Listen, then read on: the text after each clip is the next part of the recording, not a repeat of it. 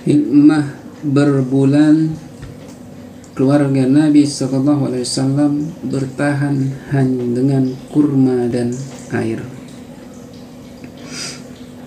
Assalamualaikum warahmatullahi wabarakatuh. Alhamdulillahirabbil alamin wa bihi nasta'in ala umuri dunya waddin. Sallallahu ala nabiyina Muhammadin wa ala alihi wa sahbihi ajmain. Amma ba'd. Saudara-saudaraku yang dirahmati Allah, dimanapun kita berada dan dalam kondisi apapun saat ini, semoga selalu kita mendapatkan berkat dan rahmat-Nya. Pada kesempatan ini kita akan menyampaikan tentang hikmah ketika keluarga Nabi SAW bertahan dengan kurma dan air, dan itu terjadi berbulan. Dan memang kurma adalah makanan terbaik, terlebih ketika di bulan Ramadan kita akan sering menjumpainya. Bisa menjadi makanan baik sahur maupun berbuka.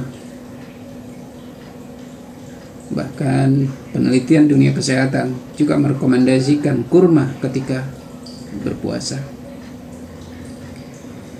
Namun ternyata di balik cerita kurma ini, ternyata keluarga Nabi SAW pernah bertahan hanya dengan kurma dan air selama berbulan-bulan. Dan selama itu juga di rumah keluarga beliau tidak dinyalakan tungku, tidak dinyalakan api untuk memasak. Memang bukan berarti keluarga beliau kelaparan, karena memang masih tersedia kurma. Karena Ummul Mu'minin Aisyah radhiyallahu anha pernah berkata bahwa Nabi SAW pernah bersabda, "La yaju'u ahlul baiti indahum tamar." Tidak akan lapar rumah yang memiliki kurma. Ini disebutkan di Sahih Muslim. Nomor hadis 3811. Namun menjadi unik, menjadi kisah yang cukup baik kita jadikan pelajaran ketika kejadian ini terjadi pada diri Nabi Sallallahu Alaihi Wasallam, di mana beliau adalah seorang pemimpin umat, pemimpin negara. Suatu hal yang mustahil bisa terjadi atas diri seorang pemimpin negara. Disebutkan selama berbulan bertahan hanya dengan kurma dan air.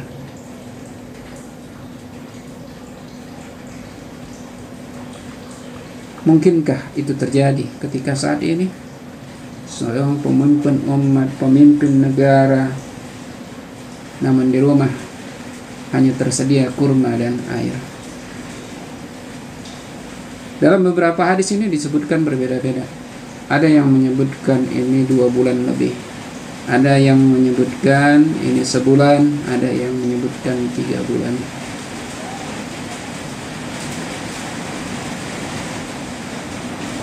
Dalam sebuah hadis disebutkan dari riwayatnya Aisyah radhiyallahu anha, beliau berkata kepada keponakannya Urwah, "Dulu kami pernah melihat hilal hingga 3 kali selama 2 bulan. Sementara di rumah Rasulullah SAW tidak ada yang menyalakan api." Lalu Allah bertanya pada Ummul Mukminin, "Wahai bibi, apa yang menghidupi kalian?" Lalu Ummul Mukminin menjawab, "Al-aswadan," yaitu kurma dan air. Hanya saja Rasulullah SAW memiliki tetangga-tetangga dari golongan Ansar Mereka memiliki kambing-kambing perahan. Mereka mengirimkan sebagian susunya untuk Rasulullah SAW. Lalu beliau memberi kami minum dengan susu itu. Ini banyak diceritakan dalam Sahih Al-Bukhari. Ada di nomor hadis 5978. Ada di nomor hadis juga di 2379. Namun dalam hadis lain ada disebutkan bahwa itu terjadi selama sebulan.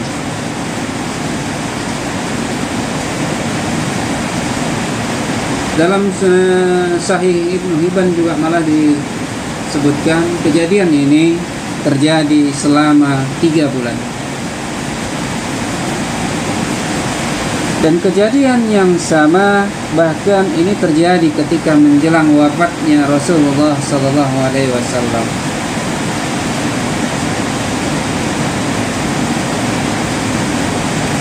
Ini disebutkan juga dari riwayatnya Ummul Mukminin bahwa beliau berkata, "Wahai anak perempuanku, sesungguhnya rambut Rasulullah SAW sampai di atas telinga dan di atas pundak. Demi Allah, wahai anak saudara perempuanku, sungguh selama 1 bulan penuh keluarga Rasulullah SAW pernah mengalami kehidupan yang tidak pernah nyala api di rumahnya, dan tidak ada satu apun kecuali sedikit daging, air, dan kurma. Hanya saja di sekeliling kita ada keluarga Ansor. Semoga Allah membalas mereka dengan kebaikan, baik di masa sekarang maupun di masa yang akan datang. Saban hari mereka mengirim susu, sehingga Rasulullah SAW mendapatkan dan merasakan susu tersebut. Dan tatkala Rasulullah SAW hendak wafat, beliau tidak memiliki makanan sedikit pun yang dapat ia makan, kecuali pecahan gandum yang belum digiling. Lalu aku memakannya hingga dapat memperpanjang umurku dan tidak binasa. Lalu saya mengumpulkannya, tapi rusak kembali, sehingga aku tidak jadi mengumpulkannya. Demi Allah, tempat berbaringnya adalah kulit yang bersama dan bantalnya terbuat dari serabut." Ini kondisi Nabi SAW ketika menjelang wafatnya. Dan ini sejalan dengan kisah ketika wafat Nabi SAW. Ternyata diketahui bahwa Nabi SAW sedang menggadaikan baju perangnya kepada seorang Yahudi seharga 30 sak gandum.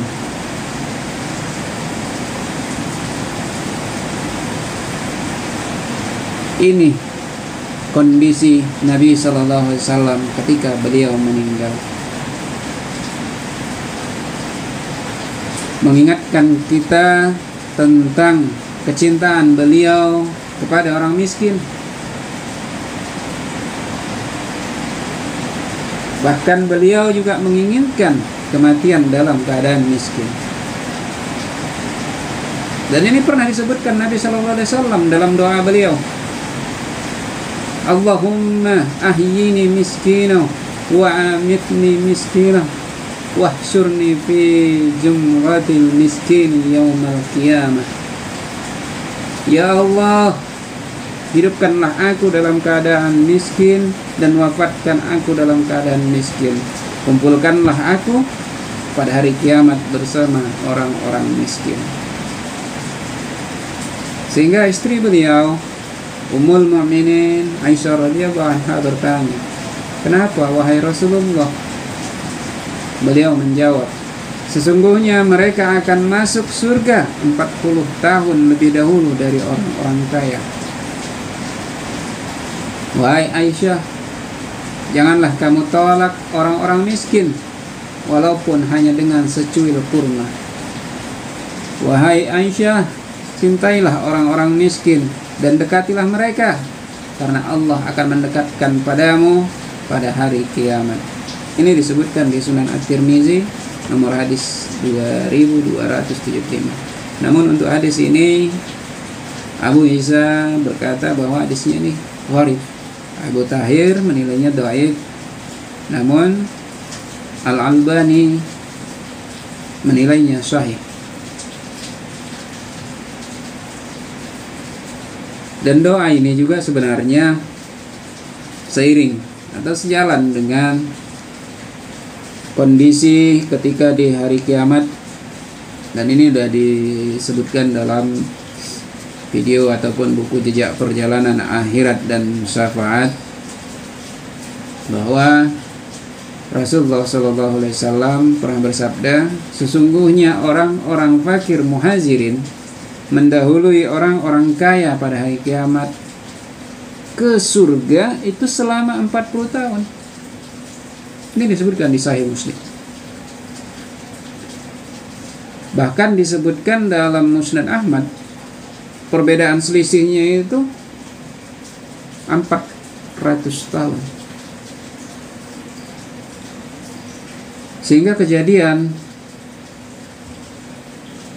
bertahannya beliau hanya dengan kurma dan air selama berbulan, bahkan juga di akhir hayat beliau juga meninggal dalam keadaan miskin, bahkan baju perang besinya juga tergadai.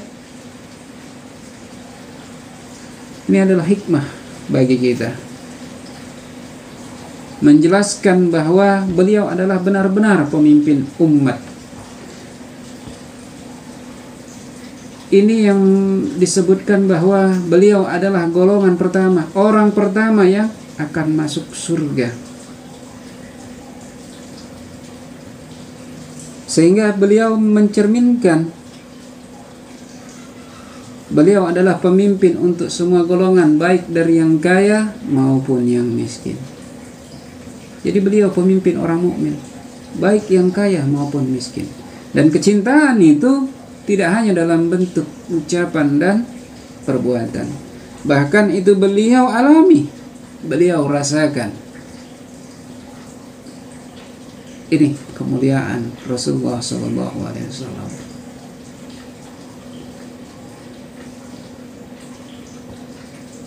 Tidak jauh bedanya ketika disebutkan bahwa suatu bagaimana beliau sholat di malam hari, tahajud di tengah malam, ketika orang tidur beliau tahajud, bahkan kaki beliau disebutkan sampai bengkak, padahal beliau dijamin masuk surga. Tapi itulah bentuk rasa syukur beliau. Ini pun tidak ubahnya seperti itu. Ini adalah bentuk cinta Rasulullah kepada umatnya, yang tidak hanya sebatas ucapan dan perbuatan, tapi beliau rasakan sendiri, beliau alami. Namun di samping itu ada sedikit juga ada hikmah yang bisa kita tarik, bahwa orang-orang muslim itu peduli dengan tetangganya sekitarnya. Disebutkan bahwa orang-orang Ansor yang tertetangga dengan Rasulullah SAW menyadari hal itu, dan mereka membagi susu perahan mereka setiap harinya. Hingga disebutkan bahwa Nabi SAW dari riwayatnya Aisyah radhiyallahu anha menyebutkan bahwa semoga Allah memberikan balasan kepada orang-orang Ansor, tidak hanya pada waktu itu, tapi juga pada yang akan datang. Karena apa? Karena kebaikan mereka pada hari itu.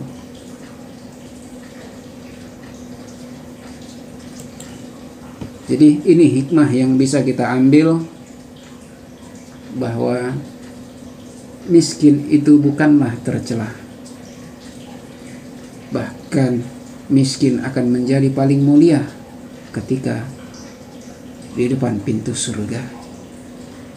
Mereka akan menjadi golongan yang pertama, dan mereka juga yang akan menjadi penolong umat yang selanjutnya yang tertinggal.